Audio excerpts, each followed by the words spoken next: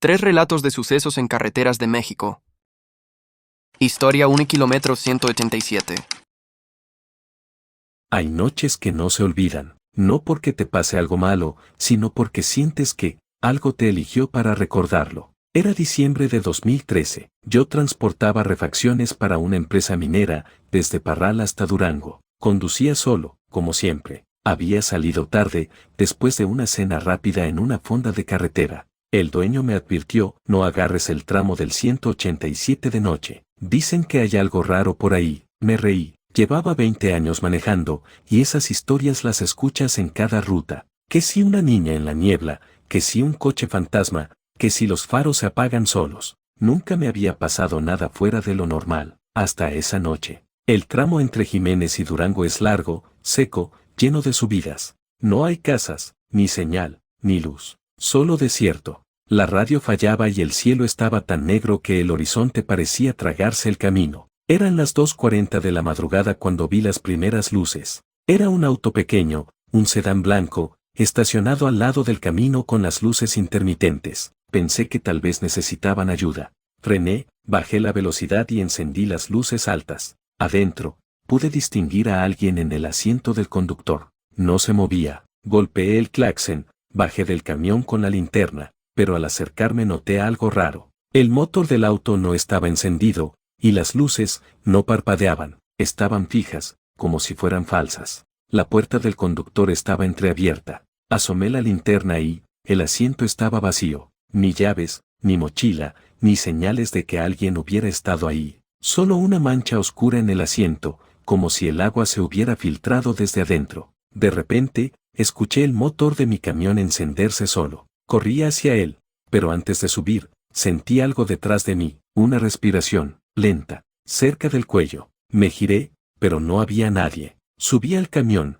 cerré las puertas con fuerza y aceleré. El auto quedó atrás, pero el miedo no. Los espejos temblaban, el aire dentro de la cabina se volvió frío, y por un instante, creí escuchar una voz: no me dejes otra vez. Traté de no mirar atrás, pero el espejo retrovisor me traicionó. Vi algo en la parte trasera del tráiler, una silueta, una mujer, caminando sobre el metal como si el viento no existiera. Sus pasos no hacían ruido, pero cada vez estaba más cerca de la cabina. Pisaba el acelerador al máximo. La carretera parecía no terminar. Cuando por fin pasé el letrero que decía kilómetro 187, todo se apagó. Motor, luces, radio, solo silencio y oscuridad. Cuando desperté, era de día. Estaba detenido a un lado del camino. Mi tráiler no tenía diésel. Ningún vehículo había pasado en toda la noche. Salí, confundido, y caminé unos metros para orientarme. Ahí fue cuando lo vi. En el polvo del costado del tráiler había una marca de mano, una huella perfecta, pero no era humana. Los dedos eran más largos, y las uñas estaban hundidas en el metal. Intenté borrarla, pero no se quitaba. Lavé el tráiler en Durango, usé solventes, pintura, nada. La marca seguía ahí. Al final, vendí el camión. El nuevo dueño me llamó unas semanas después. Oye, ¿por qué no me dijiste lo de la mano? ¿Qué mano?, le pregunté. La que aparece cada vez que oscurece. No volví a responderle. Ahora, cuando paso por el tramo 187, evito mirar por los espejos, porque en cuanto lo haces, dicen que ella vuelve a subir. Historia 2. El pasajero del amanecer.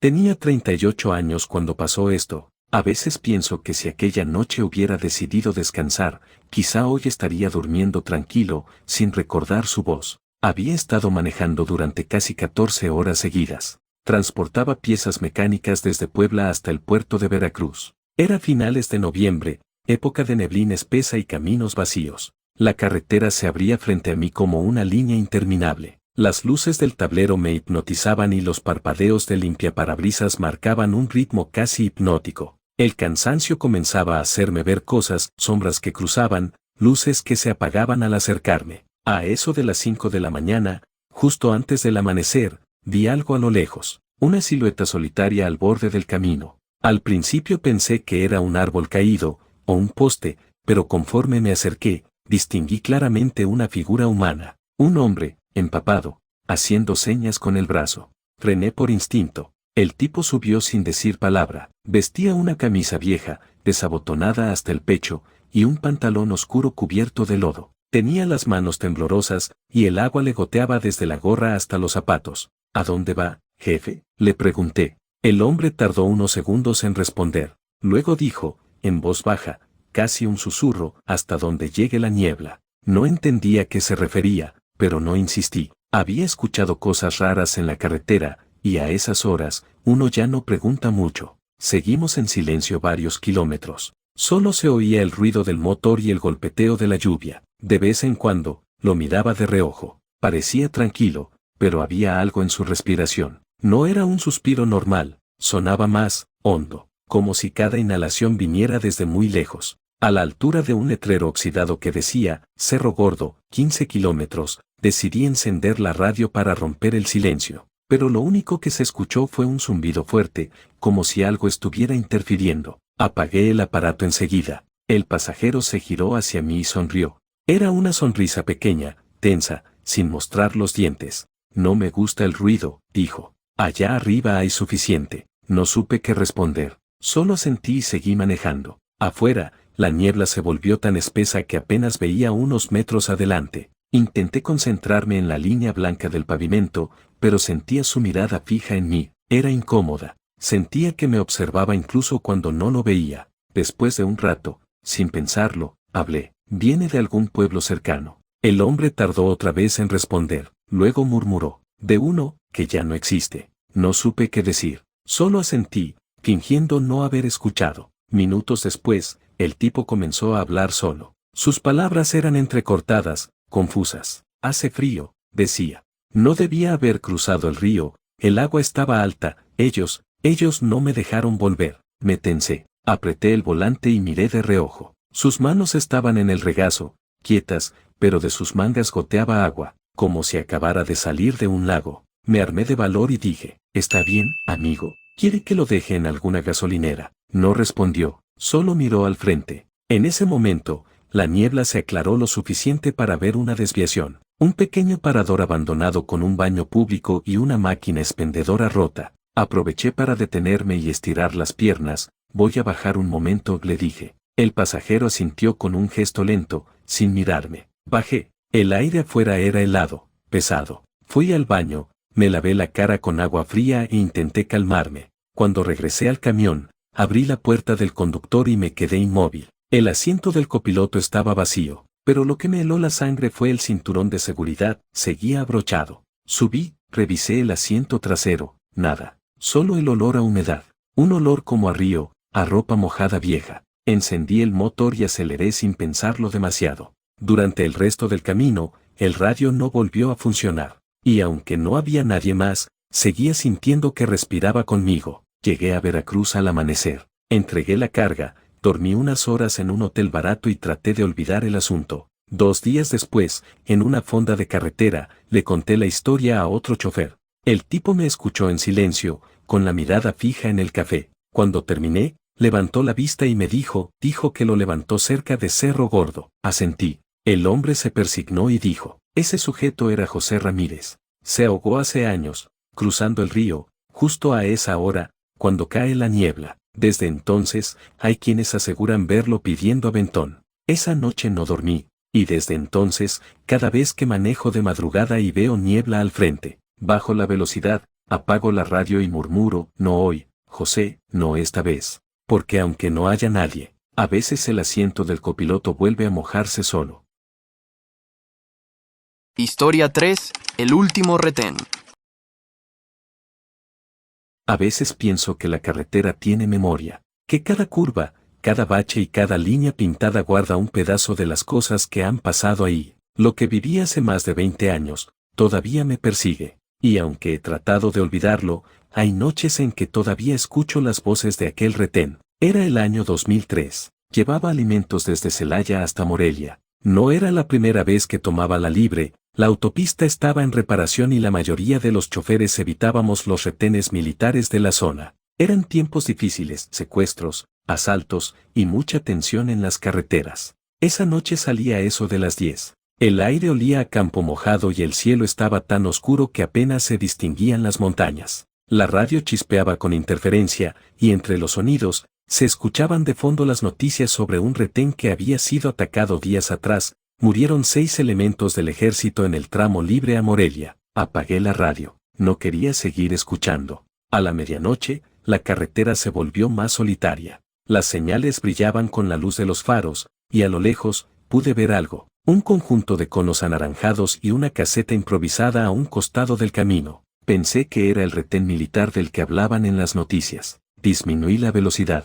3 hombres uniformados salieron al frente con sus linternas en mano. Sus rostros se veían pálidos bajo la luz amarilla. Uno de ellos levantó la mano para detenerme. «Buenas noches, oficial», dije al bajar la ventana. «Todo bien». El hombre sintió. «¿Hacia dónde se dirige?» «A Morelia, señor. Llevo alimentos». Revisó mis papeles, luego asintió con un leve movimiento. «¿Podría bajar un momento? Vamos a revisar la carga». No dudé, bajé del camión y lo seguí. Los otros 2 soldados abrieron la caja del tráiler y comenzaron a revisar las cajas. Sus movimientos eran lentos, casi sincronizados, como si actuaran en silencio. Noté algo raro, ninguno hablaba entre sí, solo se comunicaban con gestos. Uno de ellos me miró y dijo, en voz baja, «No debería estar aquí a esta hora». Tragué saliva. «¿Por qué?», pregunté. El soldado giró el rostro lentamente, con una expresión que nunca olvidaré, «Porque este camino está muerto». Antes de que pudiera responder,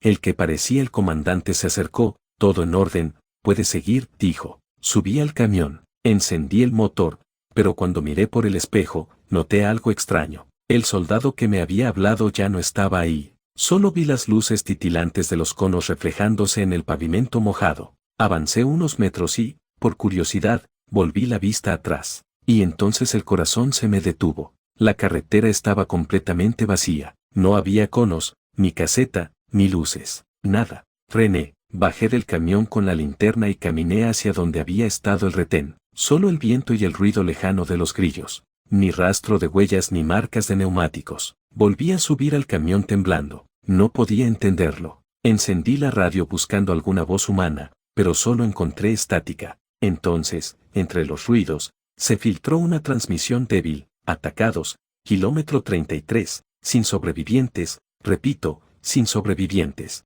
Era la misma noticia que había escuchado horas antes, solo que esta vez, la transmisión no parecía grabada, era en tiempo real. Aceleré, no quise mirar atrás. El resto del camino lo hice sin detenerme. Llegué a Morelia con el amanecer, los nervios destrozados y las manos frías. Esa misma tarde, al descargar la mercancía, le conté lo sucedido a otro chofer. Se me quedó viendo serio, luego encendió un cigarro y me dijo, «Dices que los viste con uniformes viejos, como verdes deslavados». Asentí. «Entonces sí fueron ellos». Bajó la voz. «El retén del que hablaban en la radio fue atacado el año pasado, no esta semana. Los soldados murieron ahí, y dicen que todavía montan guardia algunas noches, cuando hay niebla o luna nueva. Desde esa noche no volví a tomarla libre, y cuando tengo que pasar cerca del kilómetro 33, bajo la velocidad, apago las luces altas y murmuro, «Permiso para pasar, muchachos». Porque en el fondo, creo que siguen ahí,